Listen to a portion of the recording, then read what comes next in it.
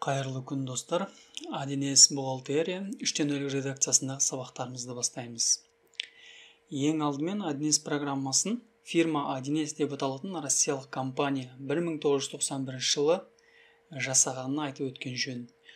Сәйкесінше программаның интерфейсі толық орыс тілінде. Егер курс барысында орыс тілін жақсы білсеңіздер, немесе түсінсеңіздер, өздеріңізге жеңілірек болады. Сәйкесінше мен орыс және қазақ тілінде терминдерді қолданатын боламын. Сонымен алдымен интерфейспен танысып алсақ. Ең алдымен руководителю бастыққа бөлімі, операциялар, банк және касса, покупка, сатып алу, продажа, сату, номенклатура и склад, қойма, өндіріс, негізгі құрал және материалдық емес активтер, жалақы, кадрлық есеп, есептемелер, кәсіпорын және басқару бөлімшелерінен тұрады.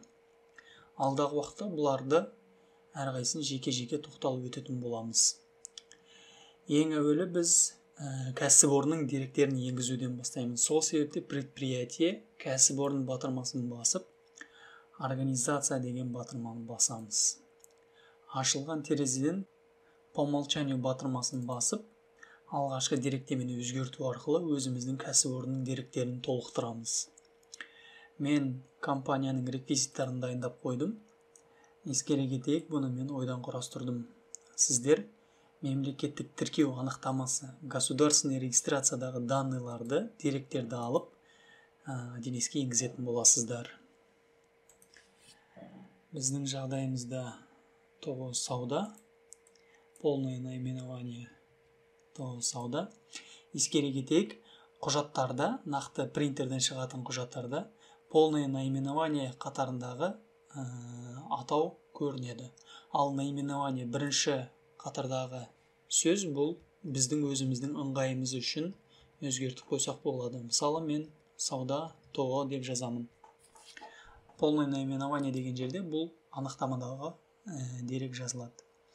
Юрлицо, физлицо. Мына бір жерден егер ТО болсаңыздар, юрлицо, егер ИП болсаңыздар, физлицоны таңдайсыңдар. Сәйкесінше біз юрлицо, заңды тұлғаны таңдаймыз. Бейін немесе иін деректерімізді реквизиттен көшіріп аламыз. Мұнда қоямыз. Бейін енгізілді. КБ ТО-лардікі 17. Дата регистрация тіркелген күні, бұны да ойдан жазамыз. Мысалы, 1 шілде 2022 жыл деп бекітеміз. Записать, жазу, сақтау, контактная информация. Бұл жерде біз юридический адрес организация дейді. Біз организацияның заңды мекен-жайын толтыруымыз қажет. Біздің жағдайымызда бұл Нұрсұлтан қаласы, Дулатов көшесі 15-ші үй. Көшіріп аламыз. Адинес бағдарламасына қоямыз. Записать. Использовать как основную батырмасын басып сақтаймыз. Екінші почтовый адрес. Бұл бізде сауда Mail.ru. Сақтау. Как основную. Телефон, номер организации.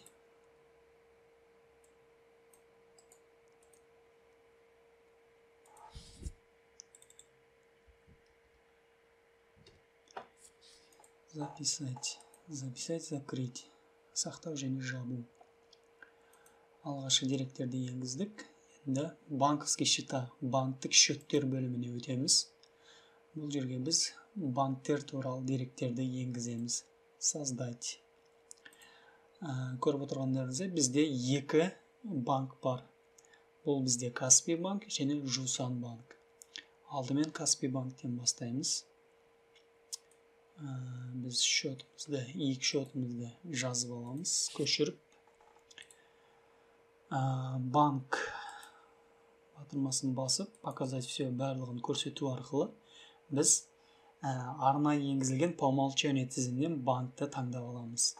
Егер сіздерде басқа бір банк болатын болса, мысалы Халық банк немесе басқа да бір банк болатын болса, подбор батырмасын басып, Қазақстан аумағында қызмет атқаратын бүкіл банктер тізімінен өзімізге керек банкты таңдаймыз. Мысалы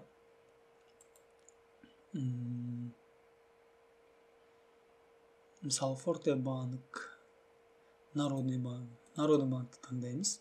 Записать. Закрыть. Міне тізімнен енді бізде Халық банктың реквизиттары енгізілді. Бұл сіздерге мысал үшін айтып жатырмын. Ал біздің жағдайымызда бұл Жусан банкты таңдаймыз. Номер счета. Счеттің номерін жаңында көшіріп алдық. Осында қоямыз. Записать, закрыть. Енді екінші счетті енгіземіз. Ол бізде Каспий банктың счетін сақтап аламыз. Тізімнен Каспий банкты таңдаймыз. Номер счета қоямыз. Записать, закрыть. Егер бізде екі счет болған жағдайда, қайсысы бізде көп қолданылатын негізгі счет, соны белгілеп қойсақ болады. Біздің жағдайымызда бұл Жусан банк. Использует основной счет. Деректеріміз сақталды. Ендігі кезекте біз алғашқы государственный регистрация анықтамасындағы, яғни мемлекеттік тіркеу анықтамасындағы дерек бойынша қай салық комитетіне жататынымызды көрсетеміз. Біздің жағдайымызда ол Алматы ауданы бойынша. Егер сіздердікі басқа аудан болатын болса, деректемелерді енгізіп, мысалы создать, бізде интернеттен іздесеңіздер болады. УГД Алматинский районы, Нұр-Сұлтан реквизиты деп, немесе өз қалаңыз, өз ауданыңыздың деректерін тапсаңыздар болады. Мысалы, біз УГД Алматинский районы данныйларын деректерін енгіздік. Мысалы, Сарыарқаны мысал ретінде енгізейік. УГД по Сарыаркинскому району. Наименование. Мұнда қоямыз. Полное наименование. Және де бізде бейін деректерін енгіземіз. Біздің бейініміз көшіріп аламыз. Сарыарқа ауданы. Қоямыз. Сақтау. Және де счет. Олардың барлығына ортақ счеттар бар. Бұл бізде мына бір счет. Көшіріп аламыз. Счет.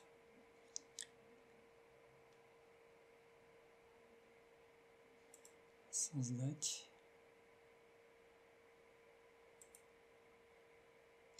Комитет казначейства. Бізде жаңағы подбордан шығарып алғанымыз бар. Оны да подбордың ішінен таңдап аласыздар. Ол міне казначейство. Мен оны мұнда шығарып қойғанмын, сондықтан қайтадан екінші шығармаймын. Казначействоны таңдаймыз. Номер счета. Қоямыз. Записать, закрыть. Жабамыз. Выбрать. Болды. Салық комитеті. Сарыарқа ауданы енгіздік, Алматы ауданы енгіздік. Біздің жағдайымызда бұл Алматы ауданы бойынша салық комитеті таңдаймыз. Сақтау. Записать. Банктік деректер енгізілді. Негізгі деректер енгізілді. Барлығын енгіздік. Записать, закрыть. Мінекей тоғының ЖШС жауапкершілігі шектеулі серіктестігінің деректерін енгіздік. Енді бізде жауапты тұлғалар, яғни директор және бухгалтердің деректерін енгізуіміз тиіс. Ответственные лица организации батырмасын басамыз. Создать. Организация. Сауда ТО. Ответственное лицо. руководитель, яғни басқарушы. Физлицо должны. Физлицо. Руководитель. Физлицо. Физлицо директорын жаңадан енгізуіміз тиіс. Бұл жерде бізде директор Жандосов Айдос Елдосұлы. Создать. ФИО. Директорын енгіземіз. Дата рождения, бұны да ойдан жазамыз. 01.01. 1990. Мужской, ер адам. Иінің ойдан жазамыз. 90.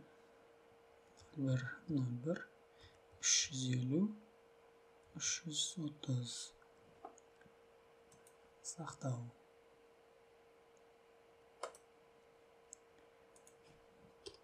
Таңдаймыз.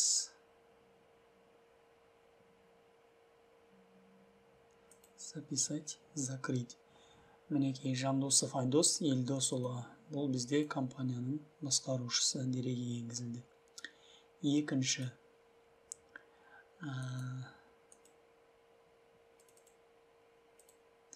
Организация. Ответственное лицо. Главный бухгалтер. Физлицо бізде жаңадан адамны енгіземіз. Создать. Сержанов Ержан Құлжанұлы. Бұл бізде бас бухгалтер. Деректерін көшіріп аламыз. Қоямыз. Туылған күні бұны 03.03. 1991. Ойдан жазамыз. Ер адам. Иенін де ойдан жазамыз. 91.03.03. 350. 330. Сақтау. Закрыть.